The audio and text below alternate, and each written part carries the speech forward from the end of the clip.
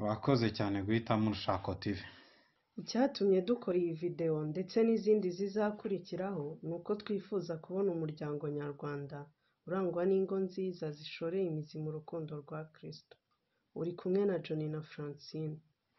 Uyu munsi turareba iby'ibanze ngo umuntu agire urushako rwiza. Gusa tutarageraho reka tubanze twibaze, ese ubundi urushako rwiza ni urumeze rute? Iteka iyo ubajije abantu icyo batekereza nk'urushako rwiza, usanga bakubwira ibintu bitandukanye.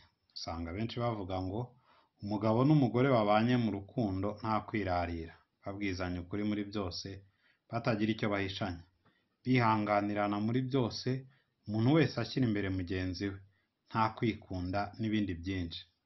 Kandi koko umugabo n'umugore babanye gutyo baba bafite urugo rwiza. Gusa aya magambo yose si mashya, niyo agize igisobanuro cy'urukundo nyakuri. Tuyasanga mu Bakorinto ba mbere ibice 13 umurongo wa 4 kugeza ku wa 7. Bibiliya iravuga ngo urukundo rurihangana rukagira neza, urukundo ntirugira ishyari, urukundo ntirwirarira, ntirwihimbaza, ntirukora ibiteye isoni, ntirushaka ibyarwo, ntiruhutiraho, ntirutekereza ikibi ku bantu, ntirwishimira gukiranirwa kw'abandi, ahubwo rwishimira ukuri, rubabarira byose, rwizera byose, rwiringira byose, rwihanganira byose. Ikibabaje ni uko imiterere isanzwe ya kamere muntu ibusanye n'ibyo. Ikibangukira buri muntu wese si ukutirarira, ahubwo ni ugushaka kwigaragaza neza birenze uko ari. Si ugukunda abandi, ahubwo ni ukumva ko ibyiza byose bikwiye kuba ibyabo. Si ukwihanganira abandi, ahubwo ni ukwihorera cyangwa kwitura inabi umuntu agiriwe. Ibi byose bitwereka ko urukundo nyakuri, rwa rundi rugeza ku rushako rwiza abantu benshi bifuza, atari ikintu cyoroshye dukurikije imiterere isanzwe ya kamere muntu. Cyakora ijambo ry'Imana ritwereka ko bishoboka, gusa binyura mu yindi nzira. Bisaba guhinduka ukagira imiterere itandukanye n'imiterere isanzwe ya muntu. None se bisaba iki ngo umuntu agire iyo miterere yatuma amenya urukundo nyakuri rwamugeza ku rushako rwiza? Mu rwandiko rwa mbere rwa Yohana ibice 4 n'umurongo wa 19 tubona isoko abantu bashobora kuvomamo urukundo nyakuri. Bibiliya iravuga ngo turakunda kuko ariyo yabanje kudukunda. Umuntu wakiriye urukundo rw'Imana nk'uko yarwerekanye muri Kristo, yigiramo ubushobozi bwo gukunda nk'ingaruka y'urukundo yakunzwe muri Kristo. Ni ukuvuga ko kugira ngo umugabo n'umugore bashyingiranywe bagire urugo rwiza rushoreye imizi mu rukundo rwa Kristo, bombi bakwiriye kuba barakiriye urukundo rw'Imana muri Kristo.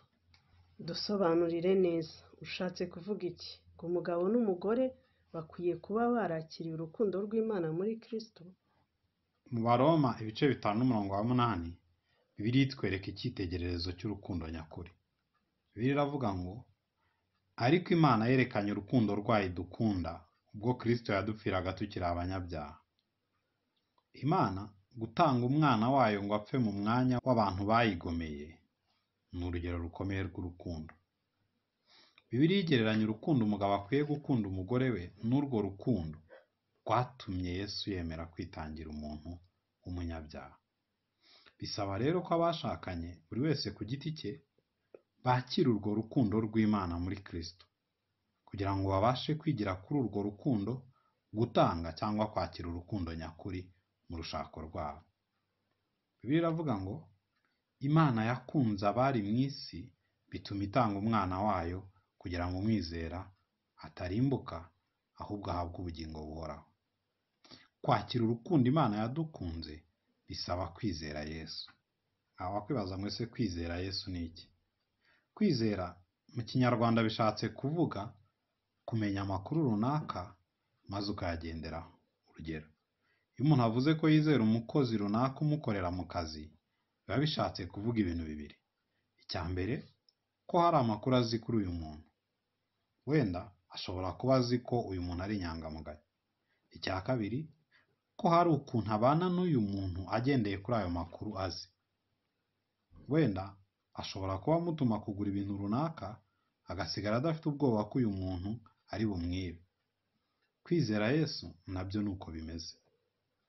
Hari ukuri ukeneye kumenya maze ukakugenderaho. Ukenera kumenya ukuri ku bantu babiri. Uwa mbere ni wowe ubwawe, uwa kabiri ni Yesu, maze uko kuri ukakugenderamo. Ukuri ukeneye kumenya kuri wowe ubwawe ni uko uri umunyabyaha.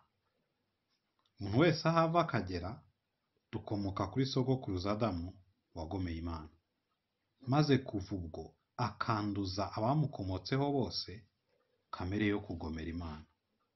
Wowe nanjye rero turi muri abo bakomotse kuri Adamu. Iyo kamere dukura kuri sogokuruza Adamu niyo itugira abanyabyaha, maze iyo kamere ikera imbuto z'ibikorwa bibi by'uburyo butandukanye. Mu butabera bw'Imana rero, iyo kamere yigaragaza mu bikorwa bibi ifite igihano kiyikwiriye, ari cyo rupfu rw'iteka. Ikibabaje ni uko no gukora imirimo myiza, ya yindi itegetswe n'amategeko, nabyo bitabasha gutuma dutsinda mu butabera bw'Imana. Birababaje, ariko uko ni ukuri njye nawe dukeneye kwimenyaho, kugira ngo nitukugenderamo tubashe kwakira urukundo rw'Imana muri Kristo. Ukuri ukeneye kumenya kuri Yesu ni uko ari we wenyine wabasha kugukiza. Bibiliya itwereka impamvu ebyiri z'ingenzi Yesu wenyine ari we wabasha kudukiza. Impamvu ya mbere ni uko Yesu ari we wenyine wabayeho ubuzima buzira icyaha ubwo twebwe abantu twananiwe kubaho. Impamvu ya kabiri ni uko ari we wenyine wemeye kwishyiraho igihano cy'ibyaha kandi atari umunyabyaha. Kubera ko yabayeho ubuzima butunganye njye nawe tutashoboraga kubaho, abasha kuduha gutungana Imana itwifuzamo. Kandi kubera ko yishyizeho igihano gikwiriye ibyaha, abasha kuducungura akatubera ikiguzi cy'ibyaha byacu. Nyuma rero yo kumenya uko kuri, utera intambwe ya kabiri yitwa kukugenderamo. Kugendera muri uko kuri bisaba ibintu bibiri. Icya mbere ni ukwihana. Iyo umenya ububi bw'ibyaha byawe, ugomba kubyanga ugahindukira ukabivamo. Icya kabiri ni ukwemera ko Yesu wenyine ari we ushobora kugukiza, maze ugasenga ubimusaba. Gusenga ubimusaba ni ikimenyetso cyo kumwizera. Urakoze cyane. Reka ndebe niba nabyumvise neza. Uvuze ko kimwe mu by'ibanze dukeneye ngo tugire imiterere mishya ituma tugira urushako rwiza ari ukwizera Yesu. Noneho kwizera Yesu nabyo bigasaba kumenya ukuri no kukugenderamo. Umuntu akaba akeneye kumenya ukuri ko ari umunyabyaha ariho igihano cy'urupfu, kandi ko Yesu wenyine ari we wabasha kumukiza, maze akagendera muri uko kuri yihana ibyaha bye kandi agasaba Yesu kumukiza. Nibyo rwose. Noneho reka duhe abadukurikiye amahirwe yo kubitekerezaho neza.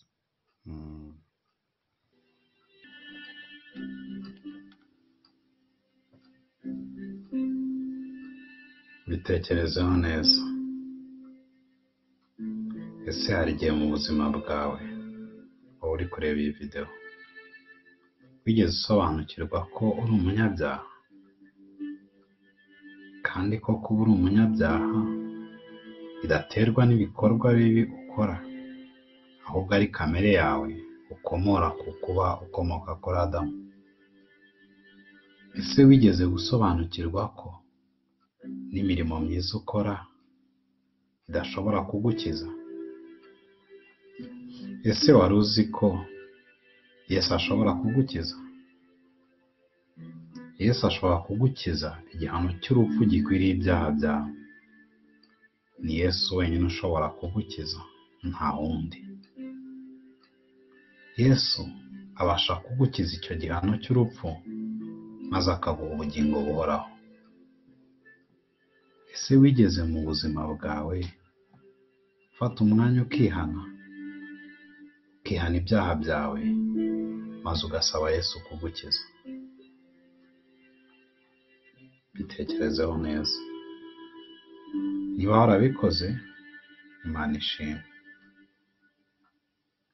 Niba kandi utarabikora, ushobora gusaba Yesu aka kanya akagukiza. Senga, wihane ibyaha byawe, maze usabe Yesu kuza mu buzima bwawe agukize. Bikore nonaha, urakizwa.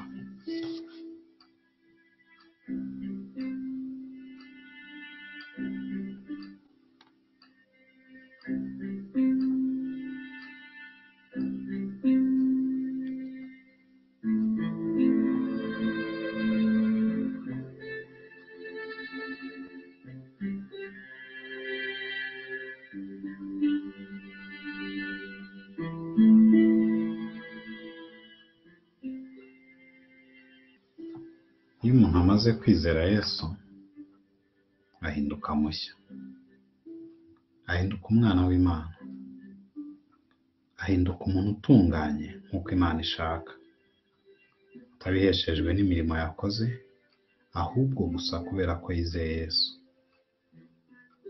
Ahinduka umuntu uzi urukundo nyakuri icyo ari cyo. Aba azi ko muri Yesu Imana yamukunze ntacyo ishingiyeho, atari uko hari icyo imukeneyeho cyangwa hari icyo ayimariye, ahubwo gusa kubera ko imukunda,